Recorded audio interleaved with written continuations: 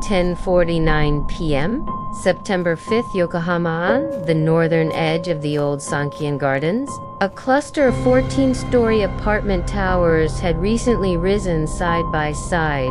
Nearly every unit had been claimed, though most residents hardly knew their neighbors. From outside, only the scattered squares of light marked their existence. To the south, the ocean shimmered, reflecting the night watch lamps of the factory.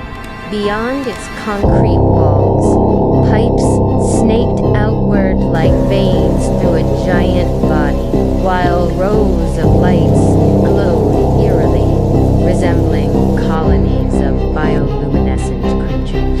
The factory itself stood still, its shadow pressed onto the water.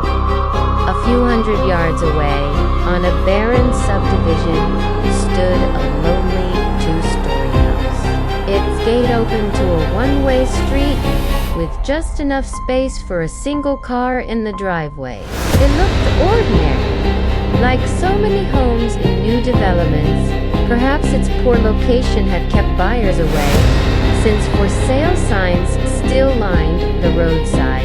Compared to the crowded apartment towers, the lots felt desolate. From the second floor of that house, a fluorescent light spilled through an open window, casting a pale glow on the dark street below. Inside, only one room was lit. The bedroom of Tomoko Oishi, a senior at an all-girls high school. She sat at her desk in a white t-shirt and shorts, slouched over an open workbook. A floor fan worked, and she tugged at her shirt, trying to push the breeze directly onto her skin. "It's too hot. I can't study like this," she grumbled. She blamed the weather for the pile of unfinished homework, though the summer hadn't been unusually warm. She had simply played too much. For most of the season, the skies had been cloudy. Fewer people had gone swimming then. Then, just as summer ended, 5 straight days of sweltering heat arrived. Right core rule, air on the core. Tomoko cursed the sticky blue dot.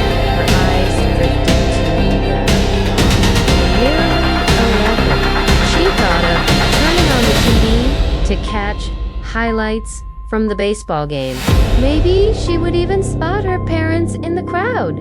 They had gone to Tokyo Dome that evening with tickets a coworker had given them. They should have been home by now, unless they had stopped somewhere afterward. Tomoko was alone in the house. Sweat clung to her skin. The air felt heavy, thick with invisible moisture. She slapped her thigh, certain she had been bitten by a mosquito, but found nothing. A fly buzzed past her ear, circled, then vanished toward the window screen. No holes. No way it should have gotten in. A chill ran through her. Suddenly she felt both thirsty and the urge to use the bathroom. Pressure weighed against her chest as though something unseen were leaning into her.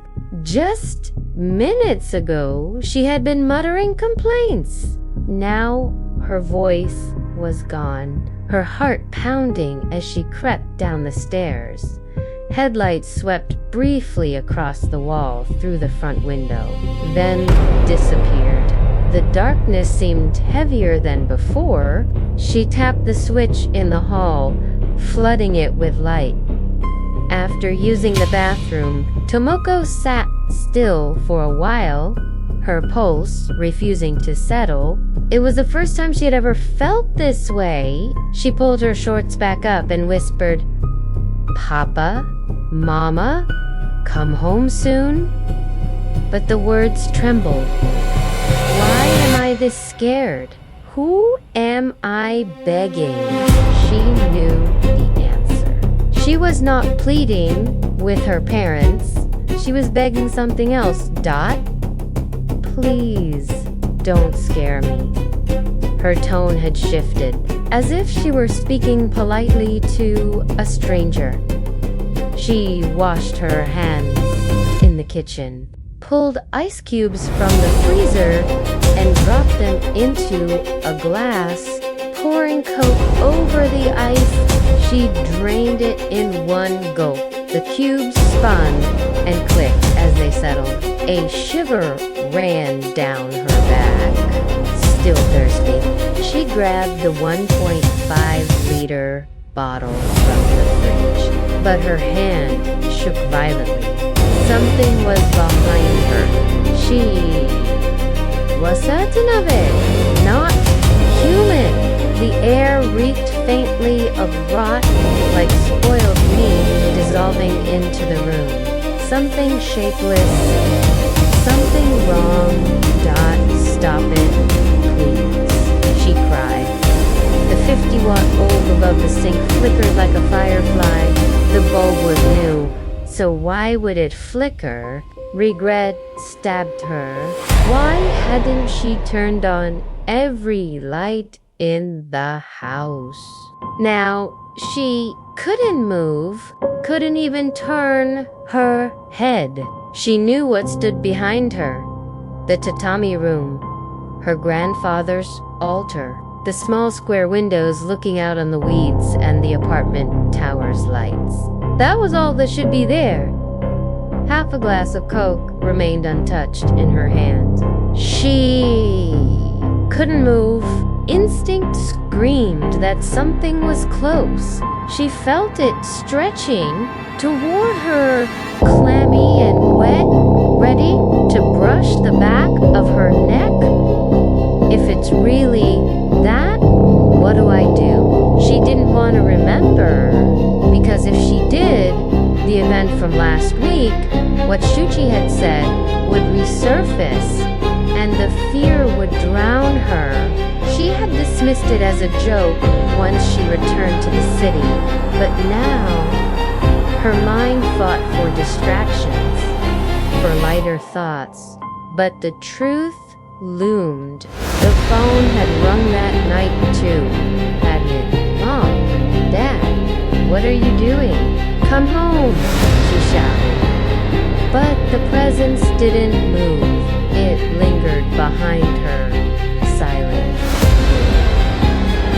17 years old, Tomoko didn't yet understand the Shakespeare, but she knew something was growing inside her, something that wasn't imagination. Her back pricked, cold sweat soaked her shirt. The body does not lie, just turn around. See, there's nothing there. Finish your Coke and get back to studying. Tomorrow's exam won't wait. The ice in her glass cracked with a sharp snap. Reflexively, Tomoko spun around. 10:54 p.m. September 5th, Shinagawa Station intersection. Tokiyata traffic light turned yellow. Kimura had time to slip through before it turned red, but instead he eased his taxi to the left. Sometimes you caught late-night passengers bound for the Konji. This way, a motorcycle darted past and stopped just ahead at the crosswalk. The rider wore jeans and a full-face helmet, straddling the bike with a casual sway. The reckless maneuver irritated. He was already in a foul mood from a slow night. The rider turned his head, distracted by a pair of beautiful legs passing on the sidewalk. But as he swung back, his gaze froze, not on the woman, but on the reflection in a nearby shop window. His body stiffened. The pedestrian light blinked red. A wave of people hurried across in front of the taxi. No one hailed him. Kimura tapped the accelerator, waiting for a green dot. The rider convulsed suddenly, arms jerking skyward, and collapsed against the side of Kimura's cab with a heavy thud. Damn it. Kimura slammed the brake, fuming. If the guy had scratched the paint, he would demand money for repairs. Cars behind him honked and veered past. The rider sprawled on the pavement, struggling, hands clawing at his helmet. At first, Kimura assumed he had lost his balance, but the man's frantic gasps told another story. Something was wrong. Hey, are you okay? Kimura crouched beside him. The visor hid his face.